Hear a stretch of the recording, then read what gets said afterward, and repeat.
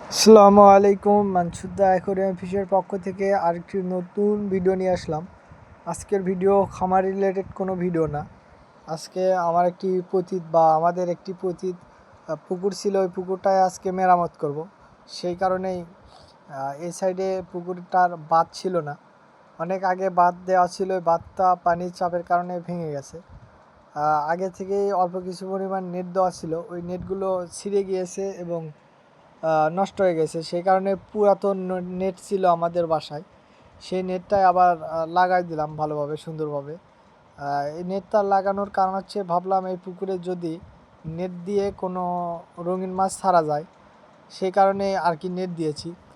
অনেক আগে নেট হালকা পাতলা দেওয়া সময় অল্প কিছু পরিমাণ কই কার্প মাছ ছাড়ছিলাম। ওগুলো কয়েকদিন যাবত দেখতে পাচ্ছি না, ওই মাছগুলো মনে হয় তো ওই সাইডে বের হয়ে গেছে। আর এই নীল নেটগুলো অনেক ঘন এবং মোটা। আপনারা যারা এই নীল নেটগুলো ব্যবহার করেন তারা অবশ্যই জানেন। এই নেটগুলো দেওয়ার আরও অন্যতম কারণ হচ্ছে যে ওই সাইডে প্রচুর ছোট ছোট যে দেশীয় পানা আছে, ওই সাইডে দেখতে পাচ্ছেন প্রচুর জঙ্গল হয়েছে পিছন সাইডে, আর প্রচুর ছোট ছোট পানা আছে। ওই পানাগুলো এই পুকুরে আসলে এই পুকুরে ভরে যাবে। ভরে যাওয়ার কারণে আমি যে কই কার্প মাছ ছাড়তে যাচ্ছি বা ছাড়ছি, ওই মাছগুলো তেমন হবে না, গ্রোথ হবে না। সেই কারণে আর এই নেট দেওয়া। তাছাড়া আমি চাইছিলাম যে বড় ফোকা বা বড় ফাঁকার যে নেটটা পাওয়া যায় ওই নেটটা দিতে। বাসা থেকে বললো ওই নেট দিলে ওই পানাগুলো এই সাইডে চলে আসবে, সেই কারণে আর কি এই নেট দেওয়া। হ্যাঁ, আলহামদুলিল্লাহ, ভিডিও করার কয়েকদিন পর আমি দেখলাম যে হ্যাঁ, আসলে ওই সাইড থেকে পানাগুলো এই সাইডে আসতে পারছে না।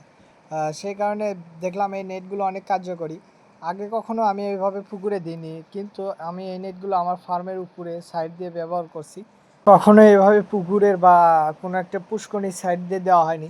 আমি এই প্রথম এই পুকুর বা এই প্রজেক্ট শুরু করলাম আর কি, পরীক্ষামূলক।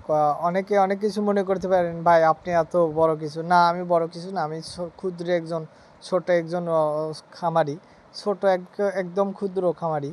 আমি এই পুকুরটা হালকা প্রস্তুত করে ঠিক করতে যাচ্ছি। দেখি এই জায়গায় কাপ মাছ যদি হয়, ইনশাল্লাহ সামনের বছর ভালোভাবে প্রস্তুত করে ভালো ভালো মাছ ছাড়ার চেষ্টা করবো ইনশাল্লাহ। সেই কারণে এই বছর আর কি এইভাবে প্রজেক্ট করার চেষ্টা, মানে অল্প কিছু পরিমাণ 1-150 পিস কই কাপ ছাড়ছি। এই কই কাপ ছাড়ার একটাই উদ্দেশ্য যে আমি মাছগুলো ছেড়ে দেখতে চাই এই মাছগুলোর গ্রোথ কেমন হয় এবং এই মাছগুলো এই পুকুরে টিকে থাকে কিনা।